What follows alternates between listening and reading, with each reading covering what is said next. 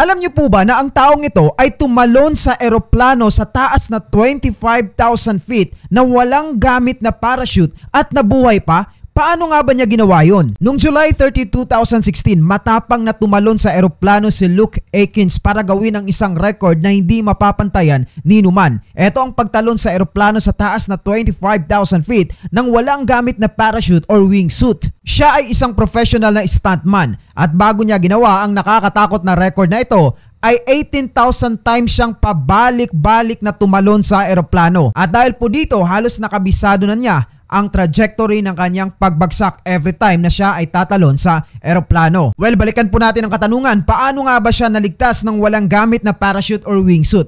Well, ang katotohanan po niyan, mayroong sumalo sa kanya na isang napakalaking net at dahil nga kabisado na niya ang pagtalon at trajectory ng kanyang pagbagsak, napuntahan niya mismo ng eksakto ang net na sumalo sa kanya.